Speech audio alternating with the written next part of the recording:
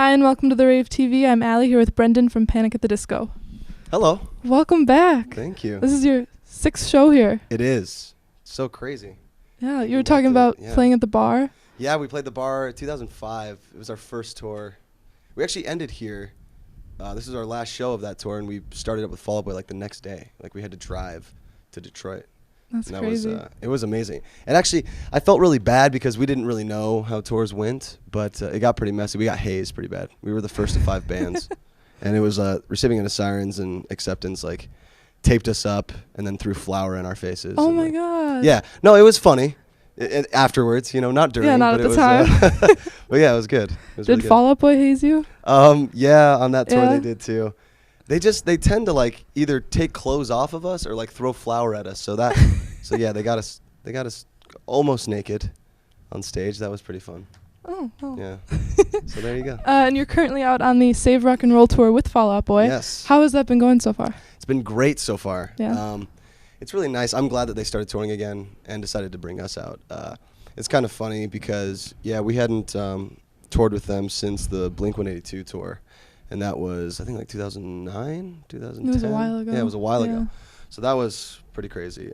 It's been a few years, but yeah, having to be on the road with those guys is pretty awesome. Have they taken your clothes off yet? Not yet.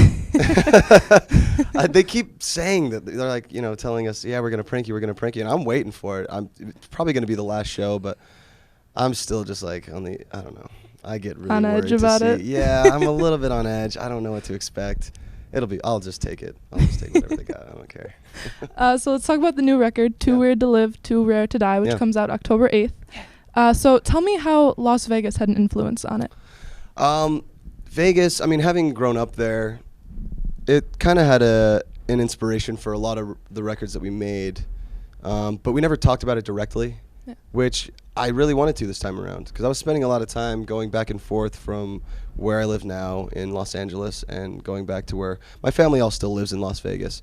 But it was, I don't know, a couple times I visited there, I had some kind of eye-opening experiences where I wasn't as cynical. I went to clubs and like actually participated in dancing and like having a good time, which, I used to, not even be old enough to get into clubs, but when I would go and just kind of sit in the corner like a hipster and just like baby sip my beer and just like be like, oh, that's dumb, I wouldn't do that, and just kind of be like a little snot about it. But actually being able to participate in it and witness people like dancing like no one's watching, that's kind of like what Vegas is, like the whole thing, what happens there stays there.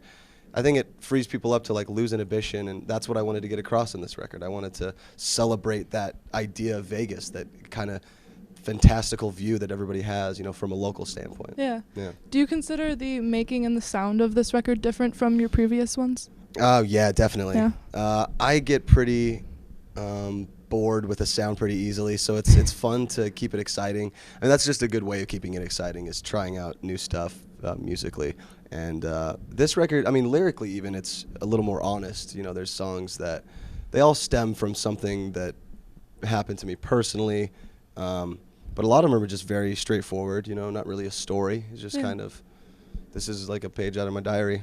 But yeah, it's definitely, there's all kinds of influences on it. It's not just, rock things that we've used in the past. It's like, 80s pop from like Depeche Mode to Aha to like hip-hop influences. I've always been a big hip-hop fan, so it's kind of all over the place. Do you have a favorite song off the record? Yeah, I have a couple. Yeah. I think my favorite one, honestly, is Vegas Lights. We have yet to play it live, but right now we're only playing Miss Jackson, This Is Gospel, but I'm really excited, just for the record to come out, because when we start playing that, it's really fun. It sounds like Vegas to me. It's awesome. That's good. Yeah. And in the past 2 months, you've released 2 music videos, Miss Jackson and This Is Gospel. So first, let's talk about Miss Jackson. What goes on in that video? The video for Miss Jackson is kind of a collection of just a lot of fantastical ideas that the director Jordan came up with, but also I didn't tell him much in terms of concept. All I told him was I wanted to sparkle. I wanted to wear a shiny jacket. So we got in touch with our friend Anthony, and then I told him I wanted it to be a narrative. I like telling a story in a video, especially for that song where it came from a real experience, a story, something that I went through. And that was pretty much it. And he came back with this concept, you know, oh, you're in the desert, you know, you're this troubled, like, lounge singer kind of guy. And I was like, yeah, I kind of want to kick her, though. And then, like, not even 5 minutes later, he wrote back an email. I was like, we're going to cut her head off. I was like, that's perfect. We'll do it, you know? And that was it. And it worked out perfectly. Yeah. Yeah. And then the second one is This Is Gospel, which Yeah. is very intense. Yeah. So what happens to you in that video? This Is Gospel. We worked with this guy, Daniel Campos. It's funny, he actually used to be a b-boy. Like, he's a really, really good dancer, really talented dancer. I think he's danced for, like, Michael Jackson before. Like, he danced for Madonna, I think, on a tour or two. So he is just a phenomenal choreographer as well. Him and his wife kind of both do, like, a team up of directing and dancing choreography. And when I talked to him on the phone, I instantly connected with him, and we talked about, you know, I wanted to do choreography.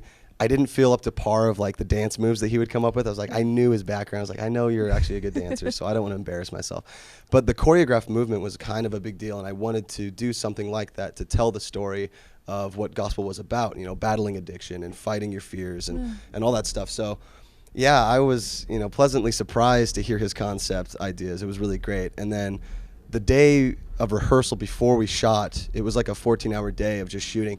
The day before that, though, you know, we did like 4 hours of rehearsal, getting all of the movements right, you know, and I had very little to do with it. It was just like, you know, holding my core and like flexing the whole time. Yeah. And I got pretty bruised badly, but, you know, it came out great. I love the way the video came out. Yeah, it's a very neat video. Thank you. Yeah. Do you guys plan on releasing any more videos with the release of the record? Yeah.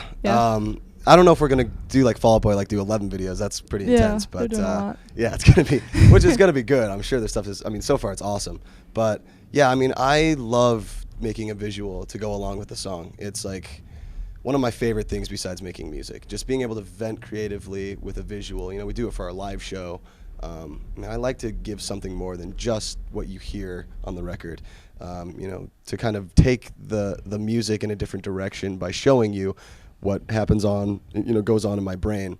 So yeah, I mean, there's a couple plans for other songs that aren't necessarily going to be released like for singles or anything, but yeah, I mean, we've, you know, talked about a couple things so far. I don't want to give too much away, but it's going to be good. It's going to be exciting. I can tell you're into the music videos. I love them. Based on watching them. They're very theatrical and intense. Thank you. Yeah, I love them. So after the Save Rock and Roll tour finishes up, what's next for Panic at the Disco? After we finish this tour, we're going to head over to Europe and the UK with New Politics, actually, who are an awesome band live. They're crazy. And after that, you know, just a couple off shows, one-offs during the holiday season. And then we're going to start up a headline tour in January, and that's going to be amazing. You know, and you'll have to come back and play your favorite venue. Of course we're going to come back here. Yeah, whether we play the Rave Hall or Eagles Ballroom or even the bar, like, I love this venue. It's one of my favorites. The bar would sell out in seconds. Oh, it'd be great. We'll just do 4 nights in the bar. We'll do that would be actually a really cool show. It'll get nice and sweaty, get crazy. Well, thank you for joining us for your show tonight. Thank you. Yeah. And thank you for watching the Rave TV. Be sure to check out Panic at the Disco's upcoming record, Too Weird to Live, Too Rare to Die. We'll see you soon on the Rave TV.